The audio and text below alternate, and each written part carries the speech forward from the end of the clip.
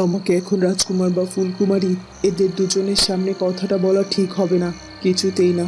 কারণ রাজকুমার চন্দ্রের তো মাথাটা একটু গরম, ও হয়তো বা আমার কথাই রেগে যেতে পারে। না না, চন্দ্রকুমারের সাথে কোনো কথা নয় এখন। আগে যা বলার আমি ফুলকুমারীর সাথে বলবো, পরে না হয় চন্দ্রকুমারের সাথে কথা বলে নেব। মা, শুনলাম যে রাজকুমার প্রতাপের দিদিমা এসেছে, তার সাথে কি কথা হয়েছে? কিন্তু কোথায় তিনি? তাকে তো কোথাও দেখতেই পাচ্ছি না।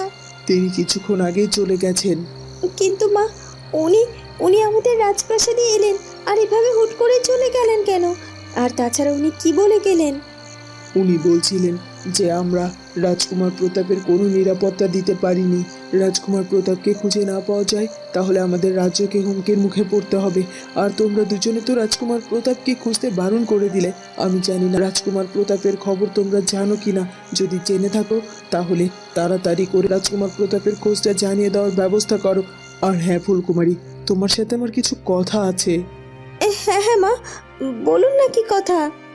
ফুলকুমারী, এখানে নয়, তুমি আমার সাথে এসো। এই কথা বলে রানী ফুলকুমারীকে সাথে করে সেখান থেকে চলে যায় আর রাজকুমার চন্দ্র একেবারেই অবাক হয়ে যায়। এ কি ব্যাপারটা কি হলো? মা হঠাৎ করে এমন আচরণ করলেন কেন? আর এভাবেই বা ফুলকুমারীকে আড়ালে নিয়ে গেলেন কেন? তাছাড়া ফুলকুমারীর সাথে মায়ের কি এমন কথা থাকতে পারে যে কথা আমার সামনে ফুলকুমারীকে বলতে পারতেন না? আচ্ছা, রাজকুমার প্রতাপের দিদিমা এসে মাকে আবার উল্টা সেদা কিছু বোঝায়নি তো? যেতেই পারে, কারণ রাজকুমার প্রতাপকে খুঁজে না পেলে তো প্রতাপের দিদিমা যা ইচ্ছে তাই করতে পারে। তাকে আমি খুব ভালো করে চিনি। আর প্রতাপের যদি কেউ কোনো ক্ষতি করে সেটা তো কিছুতেই মেনে নিতে পারেন না সে। আমার তো এখন ভীষণ ভয় হচ্ছে উনি আবার কোনোভাবে ফুলকুমারীকে, আমাকে বা রাজকুমার প্রতাপকে নিয়ে কোনো কথা আবার মাকে জানিয়ে দেয়নি তো? অনেক কিছুর পর মা ফুলকুমারীকে নিজের পুত্রবধূ হিসেবে মেনে নিয়েছে। আবার যদি এসব শুনে মায়ের মন পরিবর্তন হয়ে যায় তখন কি হবে? না না, না না, এখন রাজকুমার প্রতাপকে খুঁজে পাওয়া যাচ্ছে না। উনি সেটা নিয়ে হয়তো বা চিন্তিত থাকবে। এটা কিছুতেই মাকে জানাবেন না। আর তাছাড়া আমাকে ফুলকুমারের সাথে কথা বলে রাজকুমার প্রতাপকে তার রাজ্যে ফিরিয়ে দেওয়ার ব্যবস্থা করতে হবে, না হলে অনেক বড় বিপদ হয়ে যাবে। এ কি ফুলপরি, আপনি আপনি আমাদের রাজপ্রাসাদে? আর আমিও তো আপনার কাছে যাওয়ার জন্যই রওনা দিয়েছিলাম। কি ব্যাপারে খোঁজ জানতে? আর তাছাড়া রাজকুমার প্রতাপ এখন কেমন আছে? সে সুস্থ হয়েছে তো? তাকে তো এবার তার রাজ্যে ফিরিয়ে দিতে হবে, কারণ তার দিদিমা তাকে খুঁজে না পেয়ে বড্ড অস্থির হয়ে আছে। এই কি, এটা কি হলো ব্যাপারটা? জানি না, রাজকুমারীর সামনে ফুলকুমারীর সাথে কথা না বলে রানীমা ওকে নিয়ে কোথায় চলে গেল? আর তাছাড়া ফুলকুমারীর সাথে তার কি এমন গোপন কথা আছে? না না না না, ব্যাপারটা তো আমাকে জানতেই হবে। এক্ষুনি এক্ষুনি আড়ি পেতে শুনতে হবে যে রানীমা আসলে ফুলকুমারীকে কি কি বলতে চাইছে। আর তাছাড়া রানীমাকে দেখে মনে হলো ফুলকুমারীকে নিয়ে বারান্দার দিকে গেল, আমাকে ওদিকেই যেতে হবে। তখনই সেখানে দাসী চলে আসে। এ কি, আপনি আপনি রাজপ্রাসাদে চলে এসেছেন? আসলে আসলে আমার কিছু কাজ ছিল, সেগুলো সেরে আসতে একটু দেরি হয়ে গেল। আপনার কি ফুলকুমারীর সাথে দেখা হয়েছে? জটামার জাদু শক্তি কি ওই ফুলকুমারীর উপর কাজ করতে শুরু করেছে?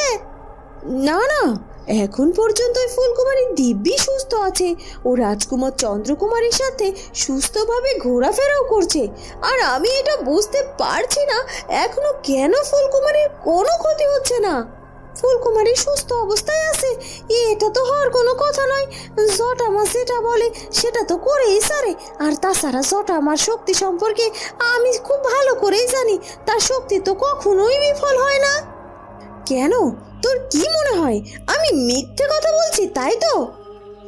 সি সি সি সি সি, আপনি মিথ্যে কথা বলতে যাবেন কেন? কিন্তু ফুলকুমারী কি করে এখন পর্যন্ত সুস্থ আছে সেটাই তো বুঝতে পারছি না। হ্যাঁ, সত্যি ফুলকুমারী এখন পর্যন্ত সুস্থ আছে, আরো সুস্থ অবস্থায় ঘুরে বেড়াচ্ছে। আর রানীমা তো ওকে নিয়ে কিছু কথা বলার জন্য বারান্দার ওদিকে ডেকে নিয়ে গেল।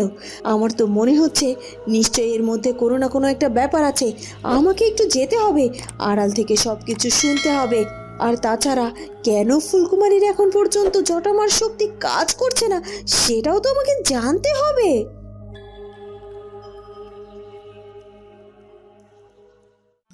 ওদিকে ফুলপরি রাজকুমার প্রতাপকে জঙ্গলের সব জায়গায় খুঁজতে থাকে, এমনকি জঙ্গল থেকে বেরিয়ে লোকালয়ে এসেও রাজকুমার প্রতাপের খোঁজ করে, কিন্তু কোথাও সে প্রতাপকে খুঁজে না পেয়ে একেবারে হতাশ হয়ে পড়ে।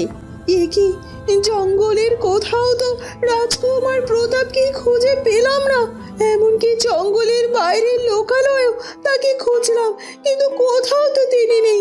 তাছাড়া এই অল্প সময়ের মধ্যে রাজকুমার প্রতাপের শরীরের যা অবস্থা, তাতে করে তো এতটা দূরে চলে যাওয়ার কথাও নয়। তাহলে কোথায় কোথায় গেল উনি? সত্যি এবার আমার বড্ড চিন্তা হচ্ছে, বড্ড ভয় করছে। আমি আর একটুও দেরি করব না, এক্ষুনি রূপনগর রাজ্যের রাজপ্রাসাদে যাব, আর সেখানে গেলেই হয়তো আমি রাজকুমার প্রতাপকে পেয়ে যেতে পারি। রাজকুমার প্রতাপের হারখানা যে তাকে ফিরিয়ে দিতেই হবে। এ কথা বলে পরি আর একটু দেরি না করে রাজপ্রাসাদের দিকে রওনা দেয়। কতটা সময় ধরে এভাবে বাইরে দাঁড়িয়ে আছি, আর কত সময় এখানে দাঁড়িয়ে থাকবো? তান্ত্রিক বাবা তো আমাকে ওখান থেকে তাড়িয়ে দিল, বললো আজকে নাকি তার শেষ সাধনা, আর আজকের মধ্যেই নাকি ওই অশুভ শক্তির কর্ণধারকে হাজির করা হবে। কিন্তু যদি কোনোভাবে ওই অশুভ শক্তির কর্ণধার এসে হাজির না হয়, তাহলে তো আমার সুমন আর কখনো কোনোদিনও মানুষের রূপে ফিরতে পারবে না। কিন্তু সে কতটা সময় ধরে আমি বাইরে দাঁড়িয়ে আছি, এখন পর্যন্ত তো আমি কোনো খবর পেলাম না। তার মানে কি তান্ত্রিক বাবার ডাকে ওই অশুভ শক্তির কর্ণধার সাড়া দেয়নি, আর আমার সুমন কি এখন ওই পেঁচা রূপে রয়েছে? না না না, কিছু তো বুঝতে পারছি না, আমার তো বড্ড চিন্তা হচ্ছে। কখন যে আমাকে ডাকবে, আমি যে আর এত দুশ্চিন্তা করতে পারছি না। আচ্ছা, আমি কি একটু ভেতরে গিয়ে উকি দিয়ে দেখবো যে ওই শুভ শক্তির কর্ণধারটা এসেছে কিনা? না না না না না, সেটা মোটেও করা যাবে না। এবারও যদি ওই অশুভ শক্তির কর্ণধার আমাকে দেখে নেয়, তাহলে তো মহা সর্বনাশ হয়ে যাবে।